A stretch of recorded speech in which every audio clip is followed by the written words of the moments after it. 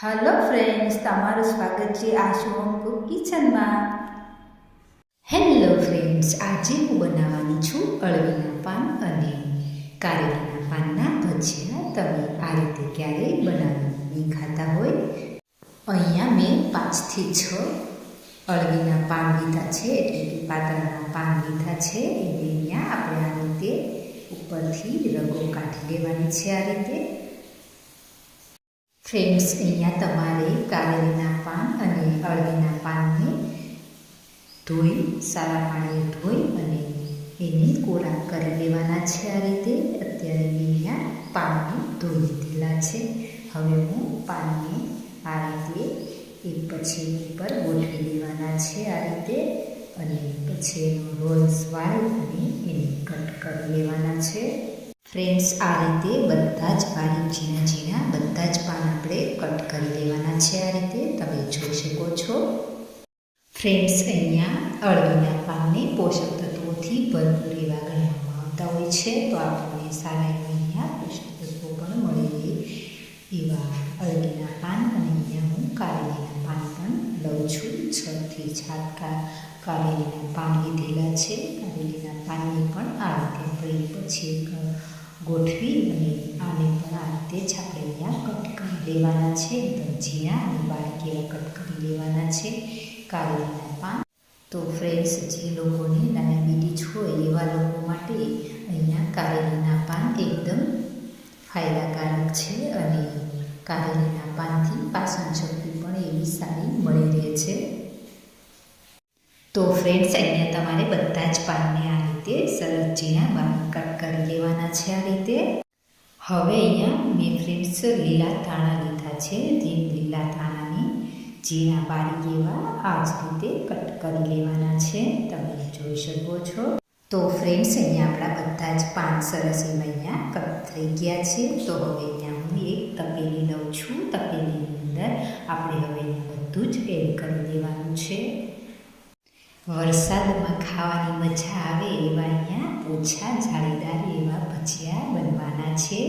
તો ફ્રેન્ડ્સ, તમે આ રીતે એકવાર જરૂરથી ભજીયા બનાવજો. તો ફ્રેન્ડ્સ, હું અહીંયા 1 ટેબલ સ્પૂન આદુ એડ કરી રહી છું અને હવે અહીંયા 2 થી 3 ટેબલ સ્પૂન ક્રશ કરેલા મરચાં અહીંયા એડ કરી દેવાના છે. જે પ્રમાણે તમારે તીખું રાખવું હોય તે પ્રમાણે તમારે અહીંયા મરચાં ક્રશ કરેલા એડ કરી દેવાના છે.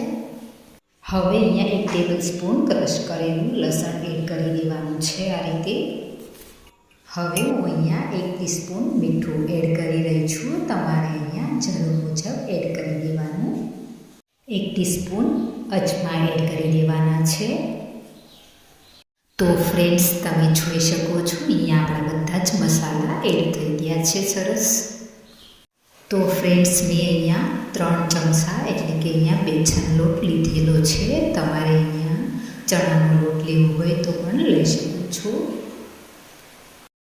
આ રીતે આપણે બધો જ લોટ ઉપર એડ કરી દેવાનો છે.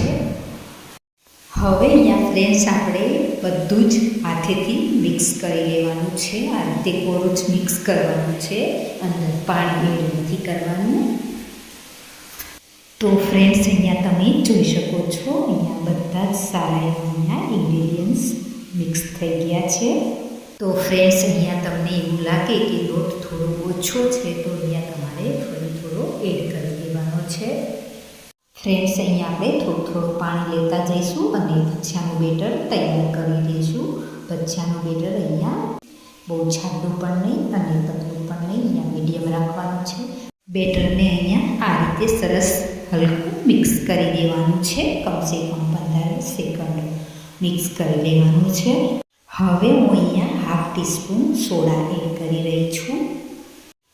હવે અહીંયા 1 ટેબલ સ્પૂન લીંબુનો રસ ચોળા આપણે જે એડ કર્યા એના ઉપર જ એડ કરી દેવાનો છે. આ રીતે તો ફ્રેન્ડ્સ, અહીંયા આપણે જે લીંબુ એડ કર્યા બાદ હવે લીંબુ ઉપર છે આપણે ગરમ તેલ એડ કરી દેવાનું છે. 1 ટેબલ સ્પૂન તમે જોઈ શકો છો. આ રીતે ગરમ તેલ લઈ અને એડ કરી દેવાનું.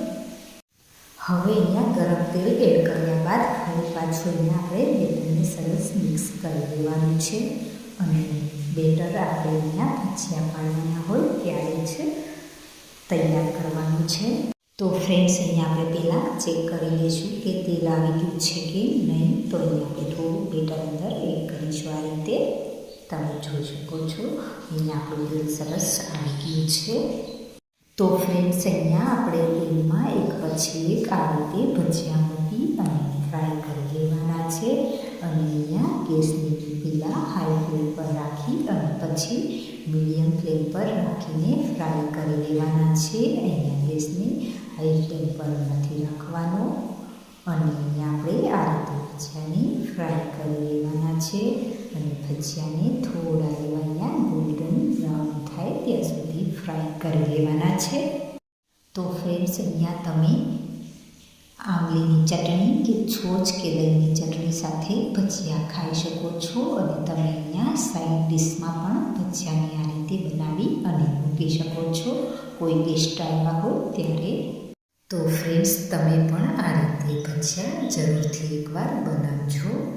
સરસ એવા અહીંયા ટેસ્ટી એવા ભજીયા બનવાના છે અને બની પણ ગયા છે, તમે જોઈ શકો છો. તો ફ્રેન્ડ્સ, તૈયાર છે અળવીના પાન અને કારેલીના પાનના ભજીયા.